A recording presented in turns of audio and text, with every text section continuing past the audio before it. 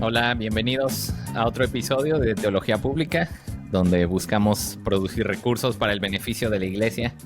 Mi nombre es Benjamín Jiménez y estoy con mi amigo Raimundo Guerra. Y hoy vamos a hablar sobre el Sermón del Monte. A ver, Raimundo, dinos, ¿qué es el Sermón del Monte? Creo que es la primera pregunta que a lo mejor tenemos que contestar.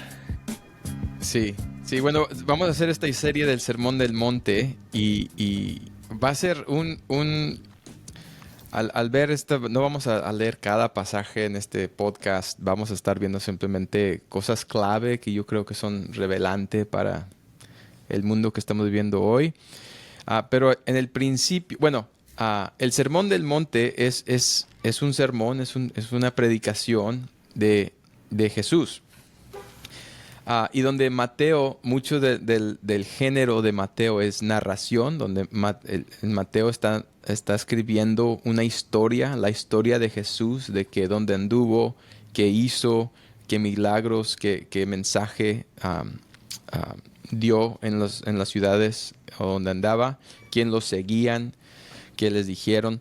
Todo eso va narrando, pero llegamos aquí a este momento donde hay un cambio de género, donde Jesús empieza a hablar y está dando este mensaje, esta predicación. Y esta predicación se encuentra en Mateo 5, del capítulo 5 al 7. Eso es lo que le llamamos el Sermón del Monte. Y estas palabras de Jesús son bien conocidas, ¿sí? Tal vez si nos siguen a través de este podcast van a leer versículos que, oh sí, yo no sabía que ese estaba en el Sermón del Monte, o yo no sabía que ese versículo era parte del Sermón del Monte. Son conocidas, pero a la misma vez de lo tan conocido que son estas palabras de Jesús, son palabras mal entendidas. Y bueno, Benja, ¿por qué crees que son mal entendidas estas palabras, Benja? Pues, bueno, Jesús era un excelente maestro, un excelente predicador. Entonces, utilizó en este sermón hay muchas frases así cortas y muy punzantes, muy fuertes. Y obviamente ese tipo de frases son las frases que uno recuerda, ¿no? Entonces, por ejemplo, estoy pensando en Mateo 7:1, donde dice, no juzguen para que no sean juzgados.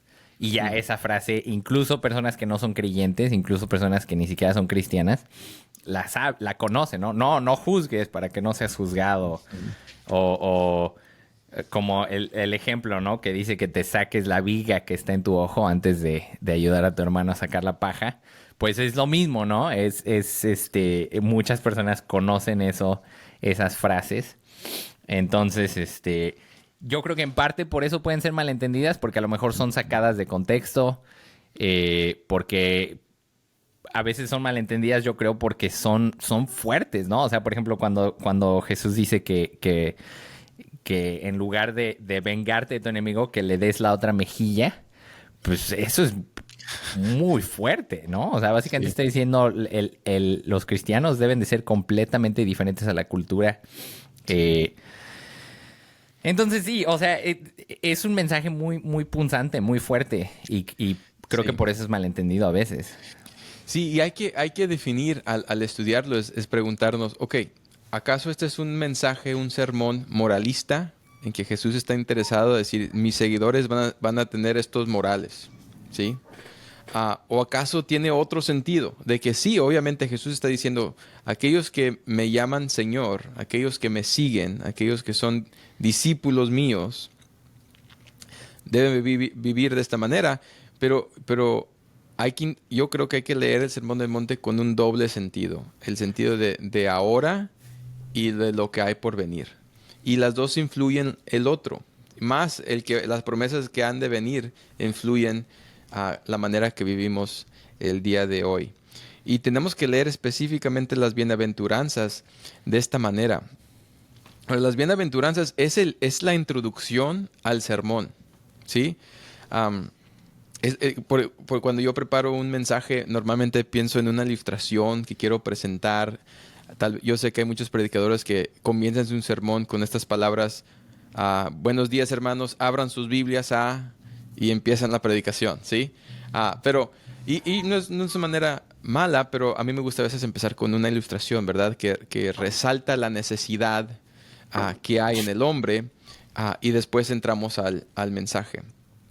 Y yo creo que Jesús aquí tal vez está haciendo las dos cosas. Está, de la salida está disparando lo que Él requiere, lo que Él desea de su gente. Y a la vez está ilustrando algo que es muy importante, es de que estos ideales que vamos a ver aquí, para el hombre es imposible cumplirlos el 100% en nuestras vidas. Es imposible. Es imposible vivir de una manera que demuestra misericordia siempre, ¿sí? O de ser limpio de corazón, quiere decir de seguir, o sea, de ser tan directo con tus deseos, ¿verdad? Limpio de corazón es el que es puro de corazón, está siguiendo el deseo, es una mente solamente, dando a entender que aquellos que ah, tienen devoción a Dios nada más, que son puros de corazón, tienen devoción a Dios, verán a Dios, es lo que dice la bienaventuranza. Pero es imposible para el hombre vivir de esa forma todo el tiempo hasta la muerte. Entonces yo creo que aquí Jesús está haciendo las dos cosas, está presentando qué es lo que Él desea de sus seguidores y está revelando la necesidad, de decir, wow, a aquellos que están escuchando, es imposible vivir de esta manera. ¿Qué piensas de eso, Benjamín? Sí, me hace pensar en, no me acuerdo en qué versículo está específicamente, pero cuando les dice, a menos que su justicia sea como la justicia de los escribas y los fariseos, no heredarán el reino de los cielos. Está poniendo el estándar, la barra, la está poniendo altísima, ¿no? Está diciendo, miren, no hagan, o sea, obviamente habla mal de los escribas y fariseos por su motivación, pero lo que nadie puede negar es que el comportamiento de los fariseos, sus estándares de piedad, de justicia, eran altísimos. Entonces Jesucristo sí está poniendo la barra muy alta. Sí. Me recuerda a cuando Moisés subió al monte Sinaí. Ujú, sí. Y esto es, o sea, incluso muchos teólogos, muchos hermanos que han estudiado esto, han visto cómo Mateo intencionalmente pone a Jesucristo como el Moisés perfecto, ¿no? Como un nuevo, el Moisés que cumple todo lo que el Moisés original había dicho. Entonces el hecho de que, o sea, incluso el hecho de que Mateo menciona que este sermón ocurrió en una montaña, incluso Mateo Ujú. dice en la montaña, no dice cuál montaña, no estamos diciendo que pasó en Sinaí, simplemente estamos diciendo que a lo mejor Mateo fue muy intencional en la forma en la que escribió, diciendo, escuchen, esto sucedió en la montaña, y el que tenga Mm, oídos para oír, que lo oiga, porque a lo largo de su libro ha estado apuntando hacia Éxodo, ¿no? Entonces, eh, la razón por la que menciono esto es porque creo que es parecido a la ley, ¿no? En la ley Dios le estaba dando los estándares de justicia, de piedad a su pueblo. Y aquí vemos a Jesús básicamente haciendo lo mismo, ¿no? Está dándole los estándares de justicia y de piedad a su pueblo. Incluso Jesucristo levanta el estándar, ¿no? Cuando dice, ustedes escucharon que decía que los antepasados fueron dichos, no matarán, y levanta el estándar, ¿no? O ustedes sí. escucharon que no cometerás adulterio y sube la barra. Entonces, sí, estoy de acuerdo con todo con lo que está diciendo Raimundo. Sí. No, sí, allusion, ¿no? ¿Cómo se dice? Es una Alusión. alusión a, al- a- a Éxodo y al dar la ley. Y en la misma forma que la ley revela, como dice Pablo, nuestra necesidad, aquí yo creo que Jesús está indirectamente dándole lo mismo. Ahora, lo Y último que voy a una decir antes de cosa, entrar... Oh, perdón, sí, ¿puedo decir una cosa más? sí, sí. Algo que sí me gustaría como aclarar es que no estamos diciendo que como la ley y las cosas que están en el Sermón del Monte son imposibles de cumplir a la perfección, no Mm, estamos diciendo que las desechemos, ¿no? No sí, estamos diciendo, oh, sí, el punto de esto nada más es mostrarte tu necesidad de justificación y de perdón y ya. O sea, sí te están mostrando tu necesidad, pero eso no no le quita el énfasis a este pasaje de que así es como se deben de comportar los Sí. miembros del reino de Dios, ¿no? Los que pertenecen a Dios. Sí, aquí el otro pastor con el que sirvo aquí dice, no le quites los dientes al versículo. Ujú. Sí, o sea, los dientes donde te agarran, no se los quiten porque vienen con dientes. La otra cosa que quiero decir de aclarar también a la dificultad de entender este pasaje es de que hay muchos teólogos que no están de acuerdo en cómo interpretar el sermón completo, pero más específicamente las bienaventuranzas. Aquí algunos dicen que es todo moral, ¿sí? Es así es como el creyente debe vivir en la tierra. Y ese es el mensaje directo. Hay aquellos que dicen que no, estas son para el pueblo de Israel en el milenio. ¿Sí? Entonces estas palabras no aplican para hoy, es para un futuro. Y la posición que yo tengo, yo creo que Benjamín también estaría de acuerdo, es de que es la realidad del futuro que influye la manera que vivo hoy. ¿Sí? Entonces esta realidad es para aquellos que siguen a Jesús, aquellos que llaman a Jesús sí, al Señor, lo llaman Señor, perdón. Estas son realidades futuras que impactan en una manera importante, literal, el presente. ¿Sí? Es el presente, ese futuro influye el presente.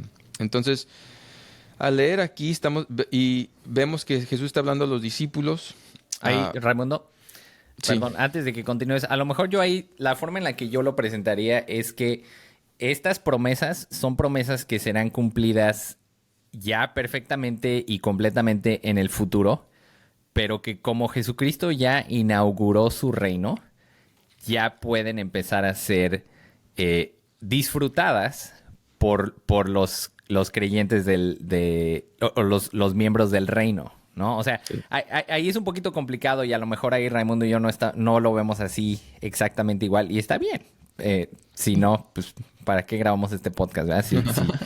Bueno, X. El punto es que estamos hablando a lo mejor de algo que se conoce teológicamente como la realidad de ya, pero todavía no, del Ujú. reino de Dios, ¿no? Donde Jesucristo ya inauguró su reino, pero su reino todavía no ha sido consumado. Entonces aquí nosotros como creyentes vivimos en una tensión entre el reino inaugurado y el reino todavía no completado. Y aquí en las bienaventuranzas vemos que hay promesas que claramente van a ser cumplidas al 100% en el futuro, pero no quiere decir que no podamos empezar a disfrutar algunas de esas bendiciones ahora. Ahora, por otro lado, no me vayan a tomar como que estoy hablando de un evangelio de la prosperidad o algo así. No, para nada, no, nada que ver con esto. Pero ya, solo Sí. quería aclarar eso. Sí. No, importante aclarar. Entonces, antes de ver, vamos a categorizar las bienaventuranzas, porque no queremos este podcast que sea muy, muy largo y entrar bienaventuranza por bienaventuranza, sino que vamos a resumirlos y la manera que lo voy a presentar es en categorías. Hay dos maneras que teólogos categorizan las bienaventuranzas. Unos lo categorizan en cuatro y otros los categorizan en tres. Y esa es la manera que yo lo quiero presentar hoy. Es como estos grupos de tres. El primer grupo de tres, perdón, antes de entrar al grupo de tres, vamos a ver una estrategia que se usa en la Biblia que se llama inclusio.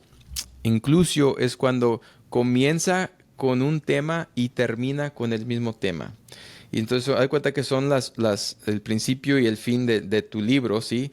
Comienzas y terminas con la misma idea y te ayuda a interpretar lo que está en medio, ¿sí? O sea, vas a leerlo en medio de acuerdo al inclusio, de acuerdo a lo que comenzó y a lo que termina. Y vemos el inclusio en la frase, pues de ellos es el reino de los cielos. Lo vemos en el versículo 3, que es la primera bienaventuranza, y lo vemos en el versículo 10.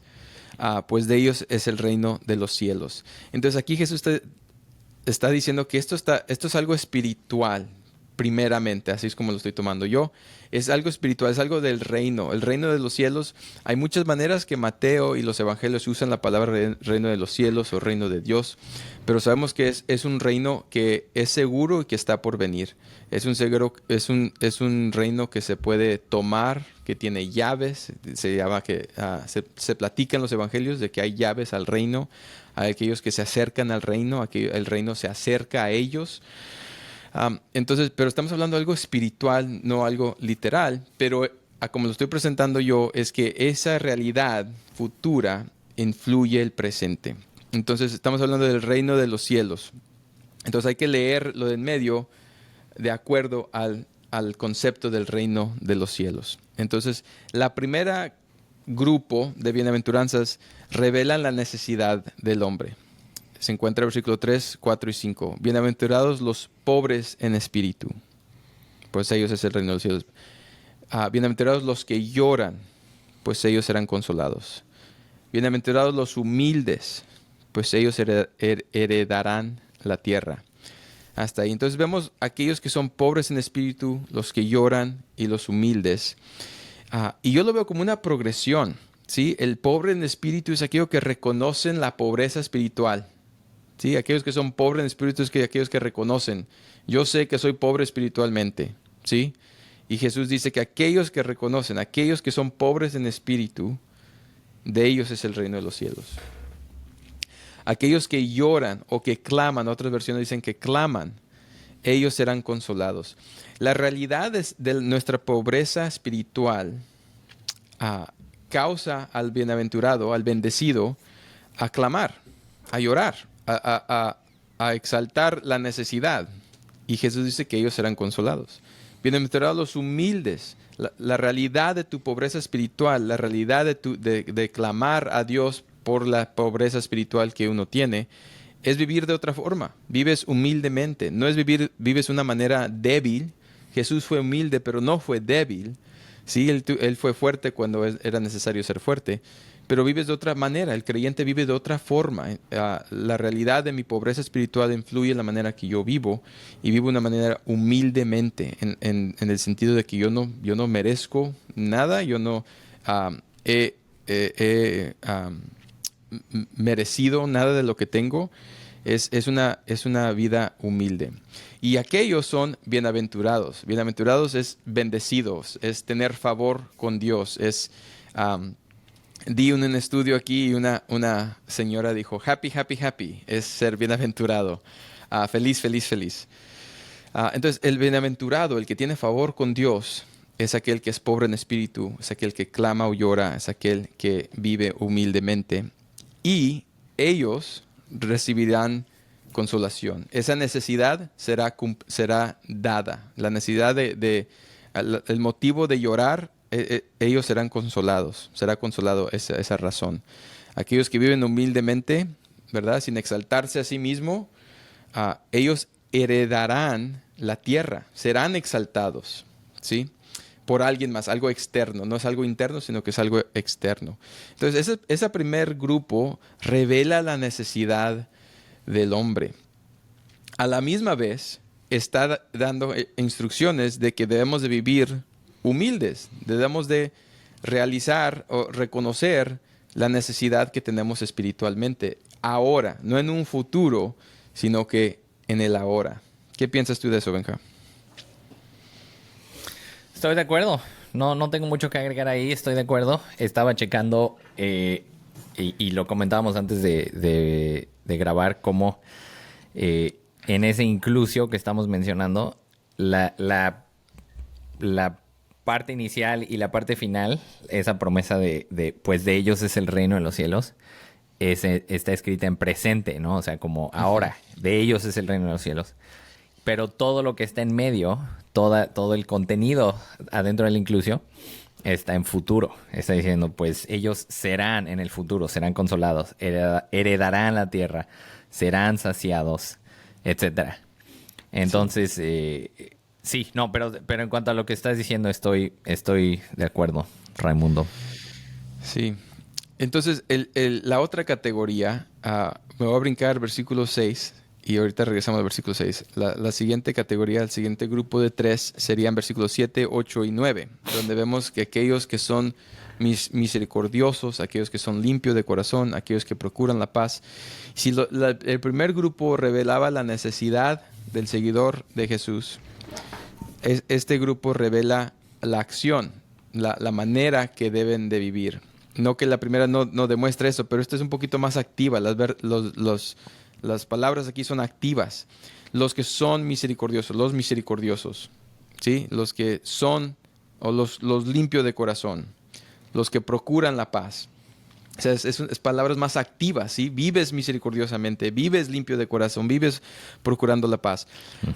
Y ellos recibirán misericordia. Los limpios de corazón verán a Dios. Los que procuran la paz, pues ellos serán llamados hijos de Dios. Entonces, unos comentarios aquí de cada uno de esta bienaventuranza, de esta categoría, es: aquellos que son misericordiosos, ellos recibirán misericordia. Ahora, si nosotros vemos que estas enseñanzas son moralistas, diríamos que la promesa aquí de Jesús es que si yo soy misericordioso, la expectativa es de que otra gente será misericordiosa conmigo. Y eso no es realidad. Aquí nos ayuda el inclusio, el decir que estos cumplimientos son en relación del reino de Dios, el reino de los cielos. Entonces, la misericordia que recibimos es de parte de Dios, en no darnos lo que merecemos, ¿sí?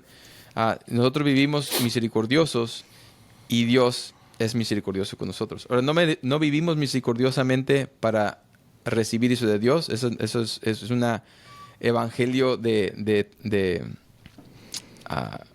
ayúdame, Benja. De obras. De obras, gracias. De obras, sino que está dando el ejemplo, quiere decir de que uno cuando reconoce la necesidad y que Jesús cumple, fe en Jesucristo cumple esa necesidad, vivimos de otra forma. La actitud, la acción del seguidor de Jesús es vivir misericordiosamente.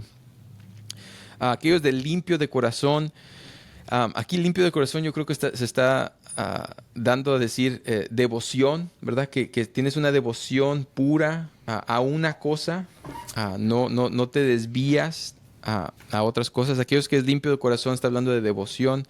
Y aquellos que tienen devoción a Dios, aquellos que son limpios de corazón, aquellos que tienen un deseo de agradar a Dios y seguir a Dios, ellos verán a Dios.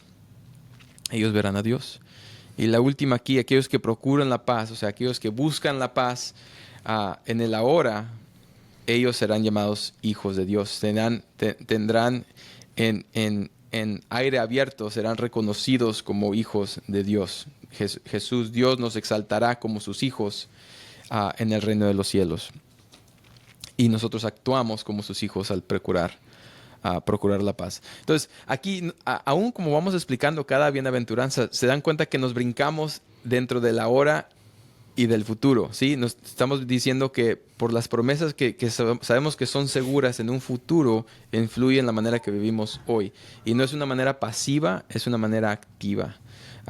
No es de decir que este es el deseo, pero pues, si quieres, si sientes vivir de esta forma, vives de esta forma. No, es una expectativa por la realidad que hay por venir. Uh-huh. Y también agregaría ahí que, o sea, como estás diciendo tú, ¿verdad? No estamos predicando un evangelio de obras, pero por otro lado, como dijera el buen pastor Gary, no le queremos quitar los dientes al pasaje. O sea, literalmente dice ahí que los que son misericordiosos recibirán misericordia. Entonces, no estamos diciendo que tu salvación depende de tu misericordia, pero sí, como diría Santiago, una fe sin obras es una fe muerta. Entonces, si tú estás pensando y diciendo, no me tengo que preocupar por estas cosas porque mi salvación es por fe, pues a lo mejor no entiendes la fe, ¿no? O sea, si realmente tienes fe, si realmente eres un heredero del reino de Dios, si eres un ciudadano del reino, estas son las cosas, estos son los estándares de cómo vas a vivir, de cómo vas a procurar vivir. Y si estás inclinado a no poner atención a estas cosas, entonces ahí sí te invitamos a que analices tu corazón, porque a lo mejor no estás entendiendo bien el mensaje de salvación por fe y salvación por la gracia de Dios. Sí, sí.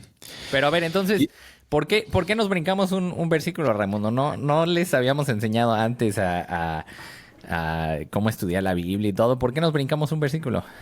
Porque no me gustó. No, no se crean. No, nos brincamos el versículo porque quiero enfatizar algo aquí. Sí, obviamente queremos leerlo en el orden y no lo estoy sacando de orden de decir que no debe estar en ese orden. Simplemente quiero resaltar el versículo 6 porque yo creo que el versículo 6, hablando de ese doble sentido de estas bienaventuranzas, revela el mensaje de Jesucristo, el mensaje central de Jesucristo. Y el versículo 6 dice, sí, bienaventurados los que tienen hambre y sed de justicia, pues ellos serán saciados. Hambre y sed de justicia. Hambre y sed. Aquí ellos están en el camino, no hablamos de esto, pero ellos están en camino a Capernaum. Vemos que entran a Capernaum a fin del capítulo 7, principio del capítulo 8, llegan a Capernaum. Entonces de Jerusalén a Capernaum es desierto. Ellos están en medio del desierto, están siguiendo a Jesucristo. Y por ahí andan. Entonces, la idea de hambre y sed en nuestra cultura, y no sé de dónde están escuchando ustedes, pero mucho del mundo que vivimos ahora, la hambre y sed son cosas temporáneas, ¿sí? O sea, a veces uno tiene hambre, pero se espera porque sabe que la comida viene. Dice, traigo hambre, pero voy a cenar en una hora, no voy a comer, ¿sí? Aquí estamos hablando de hambre y sed donde no hay esa esperanza que en una hora voy a comer, ¿sí? O que tengo sed, pero al ratito, en unos 15 minutos, ahorita que llegue a la oficina o a la casa, agarro un vaso de agua. Estamos hablando de gente que está en el desierto donde no hay vasos de agua, ¿sí? No hay comida que comer hasta que no lleguen al pueblo. Y es largo el plazo, no están en un auto caminando, van a pie. Entonces, la hambre y sed es una desesperación. Sí, Jesús está aquí hablándoles en medio del desierto de que aquellos que tienen hambre y sed, probablemente muchos de ellos sentían la hambre y sed en ese momento cuando Jesús estaba hablando. Y dice, aquellos que tienen esa desesperación por justicia. Bueno, hasta ahí nada más. Justicia, una desesperación por justicia, igual, el doble sentido aquí, estamos diciendo que es en el ahora, porque sabemos que lo que hay por venir y Jesús está mandando a sus seguidores de vivir de una forma, está diciendo que hay que tener bienaventurados, bendecidos, favor tienen aquellos que tienen hambre y sed por justicia. Quiere decir que no estás de acuerdo ni cómodo al ver la injusticia en tu alrededor. No debe el seguidor de Jesús sentirse cómodo. Y Jesús vivió de esta manera. ¿Sí? Aquellos que tenían hambre le dice a sus discípulos, dales de comer. Y hizo el milagro donde el pan y el pez dio de comer a cientos de personas. O sea, poca comida y se multiplicó para toda la gente que andaba siguiendo a Jesús. Entonces, él ve la injusticia y trae justicia. Aquellos que querían apiedrar a una mujer prostituta, no se dice, pero se da a entender que tal vez era prostituta. Él interfiere y dice, aquel que esté sin pecado que tire la primera piedra. Ve la injusticia y entra Jesús. Él vivió de esta forma. Él nos enseñó cómo vivir de esta manera. Y aquí está diciendo, aquellos que tienen hambre y sed, no estás cómodo, ¿sí? Hay una desesperación por justicia.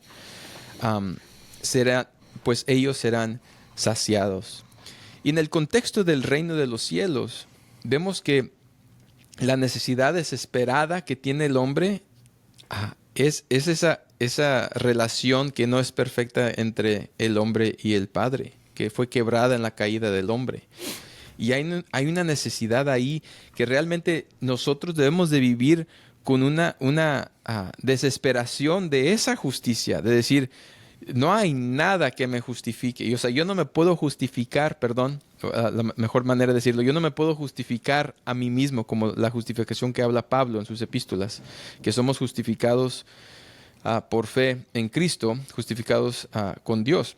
Pero no hay nada que nosotros podemos hacer para justificarnos a nosotros mismos. Hay una desesperación que existe que a veces no la sentimos ni la entendemos. Pero Jesús aquí, hablando de ese doble sentido, yo creo que está diciendo que hay una necesidad terrible de justicia, que solamente fe en Jesucristo puede justificarnos. Y aquellos que tienen esa sed, aquellos que reconocen, serán saciados. Reconozcan aquí que aquí no dice en este pasaje necesariamente dice que aquellos que persiguen la justicia o aquellos que buscan la justicia, dice aquellos que sienten la necesidad, desesperación por justicia. Aquellos que tienen esa necesidad, ellos serán saciados. O sea, no estás cómodo, que implica que harías algo, pero no, Jesús aquí no está diciendo directamente que vas a hacer algo por la justicia, pero implica que estás desesperado, o sea, no estás cómodo, y ellos serán saciados. Y igual como todas las demás bienaventuranzas, esa ser saciado, ese cumplimiento es externo. No hay nada interno aquí que está hablando de decir, tú eres misericordioso, así que tú vas a ser misericordioso con ti mismo. Está diciendo que otros, o sea, de afuera, van a ser misericordiosos contigo. Entonces yo por eso me brinqué el versículo 6, porque yo creo que eso es central al mensaje de Jesús, que esa hambre, esa necesidad de justificación, la tenemos que sentir y reconocer para poder recibir el Evangelio. Sí. Y con esos datos terminamos con, si esas son las bienaventuranzas, Jesús termina aquí este pasaje con un poquito más directo cómo los bienaventurados deben de vivir. Y nomás aquí para resumir, en el versículo 12 al 16, dice que aquellos que seguidores de Jesús, está hablando con discípulos, deben de ser sal de la tierra y deben de ser luz en el mundo. Sal en la tierra y luz en el mundo. Perdón, y me brinqué una bienaventuranza. Aquellos que insultan y persigan y digan todo género de mal contra ustedes falsamente por causa de mí. Jesús aquí empieza a cambiar la manera que está hablando. En vez de decir los que procuran la paz, los limpios de corazón, los misericordiosos, él dice los que han sido perseguidos. Cuando los insulten, está hablando ya ahora sí en el presente. O sea, esto está hablando en el ahora y directo. Esto lo van a experimentar, y en esos momentos Jesús dice regocíjense y alégrense, porque la recompensa de ustedes en los cielos es grande, porque así persiguieron los profetas que fueron antes de ustedes. Está diciendo que por la promesa que hay de venir, es por eso que lo presento de esta forma, la promesa que está por venir influye en la manera que vivo hoy. Es lo que me motiva y me informa de ser alegre cuando vea persecución o cuando me insulten, por la promesa futura. Y luego aquí Jesús es más directo al decir que debemos ser sal y debemos ser luz en la tierra. Nuestra fe en Jesucristo no es algo pasivo, no es algo que digo, bueno, el Señor viene, yo sé que el Señor va a venir por mí, yo sé que no soy salvo por obras, sino por fe en Jesucristo, así que yo voy a hacer mi vida tranquila hasta que el Señor me llame a su reino. Y Jesús dice, no, yo quiero que seas sal, yo quiero que seas luz, que alumbre, ¿sí? No quiero que seas sal que se ha vuelto insípida, o sea, decir que perdió el sentido de ser salado. No quiero que seas luz en que se oculte, ¿sí? No sirve para nada una luz que se oculte, no sirve para nada una sal que no es salado. Y Jesús dice, eso no es lo que yo requiero o espero de mis seguidores, de mis discípulos, de mi iglesia. Él espera que seamos sal y que traigamos sal a la tierra y que seamos luz que alumbra el mundo. Entonces no es una fe, no es un ser un discípulo de Jesús pasivo, sino activo. Estas realidades influyen el ahora y se debe de ver en nuestras vidas. Sí. Y esto nos ayuda a entender el propósito de por qué estamos aquí todavía, ¿no? O sea, imagínate, estas personas están recibiendo este mensaje y están en un momento donde para ellos hay una hambre y sed de justicia muy grande, porque el pueblo de Dios está bajo el yugo de los romanos, ¿no? No tienen no tienen su propio gobierno, no son soberanos, no es una nación soberana. Entonces para ellos es como decir, bueno, ¿qué está pasando aquí? O sea, ¿por qué estamos bajo el yugo de los romanos? Y a lo mejor nosotros también como creyentes podemos decir, bueno, pues, ¿qué está pasando? O sea, si ya el reino de Dios ha sido inaugurado, ¿por qué seguimos llorando? ¿Por qué seguimos humildes, con hambre y sed de justicia? ¿Por qué seguimos sufriendo? ¿no? ¿Por qué somos pobres en espíritu? Y aquí Jesús creo que está dando a lo mejor como una respuesta a eso y está diciendo, la razón por la que están aquí todavía es porque ustedes son la sal de la tierra y la luz del mundo. Entonces, creo que eso nos ayuda como iglesia a ser más activos o más intencionales en la forma en la que vivimos. No vivimos aquí para estar escondidos esperando la segunda venida de Jesucristo y ya. O sea, sí estamos esperando la segunda venida de Jesucristo, sí tenemos esa esperanza, pero mientras esperamos, nuestro trabajo es ser la luz del mundo y la sal de la tierra. Nuestro trabajo es brillar, ¿no? Como dice, nadie toma una lámpara y la pone debajo de una vasija, ¿no? O de una canasta, o no sé qué diga su traducción, pero Vasija, sí. El propósito de la iglesia, el propósito de los ciudadanos del reino de Dios no es estar escondidos hasta que Jesucristo regrese, sino es vivir según estos estándares de justicia que Jesucristo nos está dando para que podamos ser una luz en el mundo. Y como dice ahí, ¿no? El versículo 16, así brille la luz de ustedes delante de los hombres para que vean sus buenas acciones y glorifiquen a su Padre que está en los cielos.